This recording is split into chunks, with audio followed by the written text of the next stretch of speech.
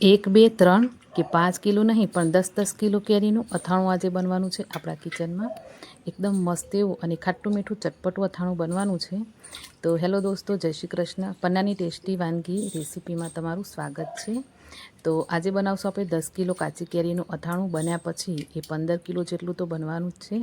અને હા, જો તમારી આ રીતે ફેમિલી મોટું હોય, અથાણું તમારે વધારે ક્વોન્ટિટીમાં બનાવવું હોય તો તમે રેસીપીમાં એન્ડ સુધી બન્યા રહેજો.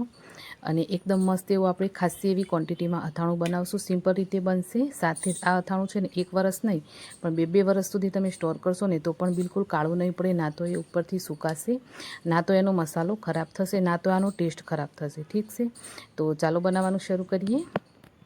અથાણું બનાવવા માટે આપણે લેવાની છે કાચી કેરી. તો મેં નથી અહીંયા તોતાપુરી કેરી લીધી કે નથી અહીંયા મેં જે કેરીનું અથાણું બનાવવા માટે રાજાપુરી કેરી આવે ને એ લીધી. અહીંયા મેં જે કેરી લીધી છે એ ઘરે લગાવેલા આંબામાંથી જ કેરી લીધી છે. દેશી કેરી છે. ઠીક છે, તો તમે કોઈ પણ કેરીનું અથાણું બનાવો આ રીતે તમે બનાવી શકો છો. બધી જ કેરીનું અથાણું સરસ બનતું હોય છે. ઠીક છે, તો સૌથી પહેલાં આપણે કાચી કેરીને સરસ સાફ કરી લેવાની છે. તો મેં અહીંયા પાણીથી ધોઈ કપડાથી લૂછી અને સરસ કોરી કરી લીધેલી છે કેરીને. હવે કેરીને જે ડીંટિયાવાળો ભાગ હોય ને એ કાઢી નાખવાનો છે. અને તમને કહી દઉં કે આ કેરી છે ને અથાણું બનાવવા માટે મેં તોડી પણ નથી. આ જે કેરી વાવાઝોડામાં પડી ગઈ એનાથી જ મેં અથાણું બનાવ્યું છે. તો આવું કંઈક થાય તો તમે અથાણું બનાવી, છૂંદો બનાવી અને કેરીને વાપરી શકો છો આરામથી.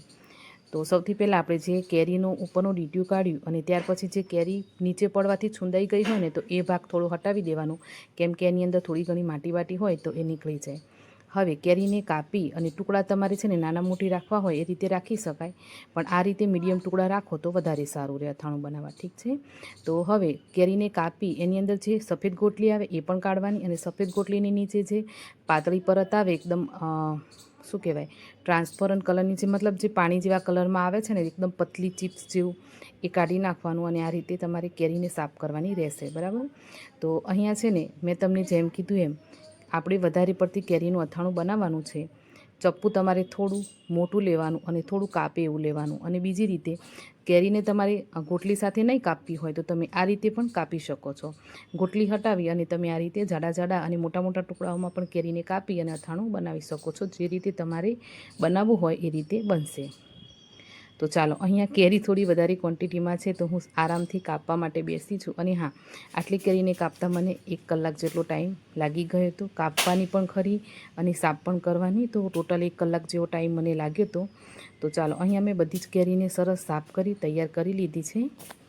અને હા, એક વાત હું તો કહેવાનું ભૂલી જ ગઈ, આગળ કહેવા જેવી હતી પણ હવે યાદ આવી છે તો કહી દઉં છું. જો તમે દેશી કેરી લેતા હોવ ને તો તમારી કેરી એવી લેવાની છે કે પાક્યા પછી તમે એને ગોળીને ના ખાતા હોય ને એવી, જેને તમે કાપી, જે રીતે તમે હાફૂસ કેરી ખાઓ છો, કેસર કેરી ખાઓ છો કે પછી રાજાપુરી કેરી કાપીને ખાઓ છો ને એવી રીતે તમારે દેશી કેરી લાગતી હોય આંબા ઉપર, તો એવી કેરીથી જ તમારે અથાણું બનાવવાનું છે. બાકી તમે ગોળીને ખાતા હોય, રસ નીકળતો હોય કેરીને ગોળીને કાઢવાથી, એવી કેરીનું તમારે અથાણું નથી બનાવવાનું. હા, બની તો જશે પણ એવી કેરીનું અથાણું છે ને જલ્દીથી ગળી જશે. ઠીક છે, આખા તમારે ટુકડા છેક સુધી રહે એવું તમારે અથાણું બનાવવું હોય તો જાડા છોતરાવાળી અને આ રીતે સાઇઝમાં મોટી કેરી લાગતી હોય આંબા ઉપર એવી કેરીનું તમે અથાણું બનાવવાનું પસંદ કરજો. ઠીક છે, તો ચાલો, અહીંયા મેં બધી જ કેરીને સાફ કરી અને આ રીતે ટુકડાઓમાં કાપીને તૈયાર કરી લીધી છે. હવે જોઈશું આપણે આગળનું સ્ટેપ.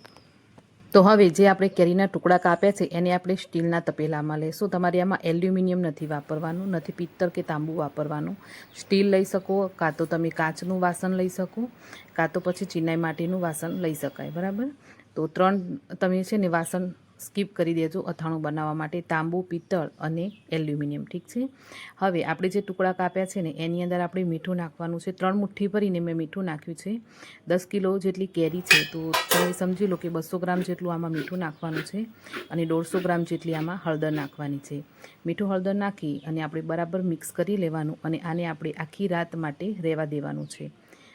આખી રાત રાખ્યા પછી તમે જોઈ શકો છો કે કેરીના ટુકડા આ રીતે મસ્ત પોચા અને સોફ્ટ થઈ ગયા છે. અને આ રીતે દબાવીને જોઈએ તો એમાંથી મીઠા અને હળદરવાળું પાણી નીકળે છે. સાથે તમે ટુકડાઓનો કલર જોઈ શકો છો. સરસ એવું મીઠું અને હળદર ટુકડા ઉપર લાગી ગયું છે. પાણી જુઓ કેટલું બધું નીકળ્યું છે આમાં. હવે આપણે સાફ એવું કપડું લેશું, કોઈ પણ દુપટ્ટું કે પછી તમે કોઈ પણ રીતનું સાફ કપડું લઈ શકો છો ધોઈને. એની ઉપર તમારે બધા જ ટુકડાઓને આ રીતે પાથરી દેવાના છે. તો અત્યારે તમે જોઈ શકો છો જ્યારે આપણે સૂકવીએ છીએ તો કેટલું પાણી નીકળે છે આ ટુકડાઓમાંથી. અને આજે ખાટું પાણી નીકળ્યું છે ને હળદર મીઠાવાળું, એમાં તમે છે ને ચણા અને મેથીનું અથાણું બનાવી શકો, ગુંદાનું અથાણું બનાવી શકો છો. એને ફેંકવા કરતાં કંઈક વાપરી લો તો વધારે સારું રહેશે.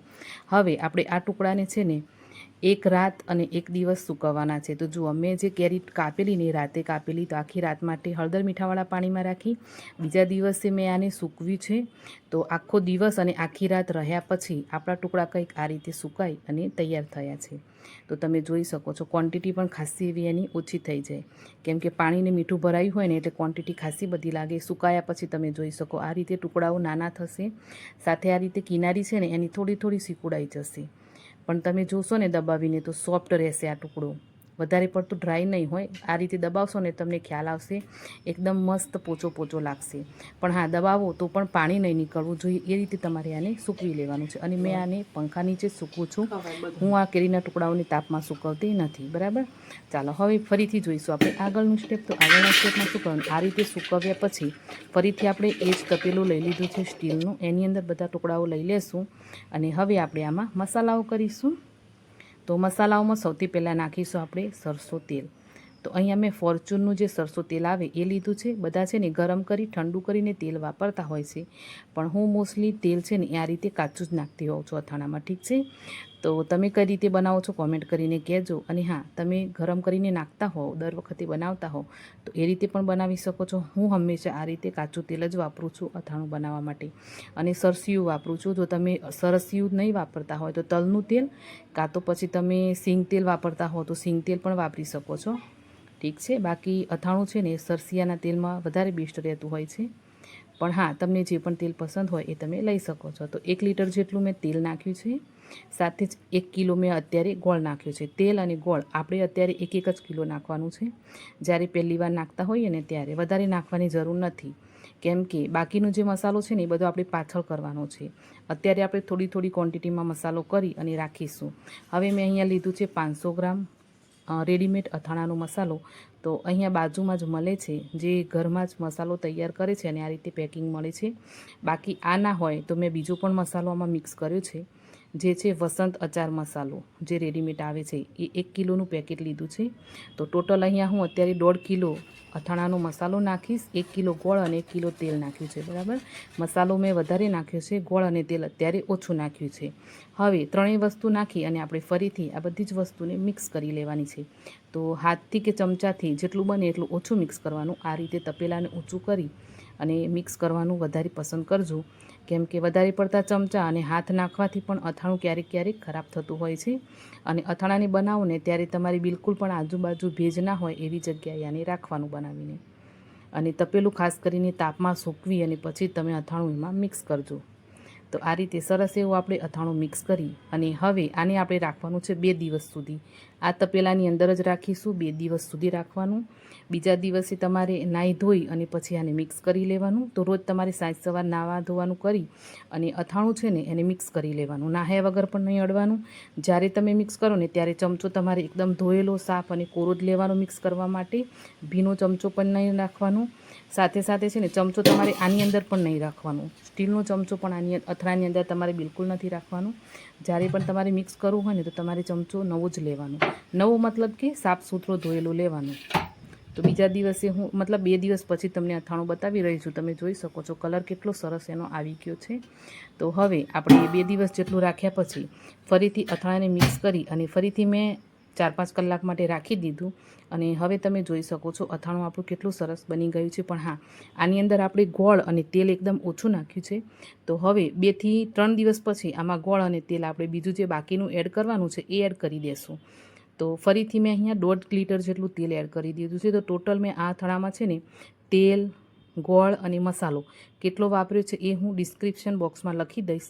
અને અત્યારે પણ તમને કહી દઉં છું, આની અંદર મેં તેલ 3 કિલો લીધું છે, મતલબ 3 લીટર લીધું છે. ગોળ મેં લીધો છે 2.5 કિલો. બાકી તમારે વધારે ગળ્યું જોઈતું હોય ને તો તમે આમાં 3 થી 4 કિલો ગોળ પણ લઈ શકો છો, પણ વધારે પડતું ગળ્યું નથી બનાવ્યું. બસ હલકું ખાટું મીઠું અથાણું બનાવ્યું છે.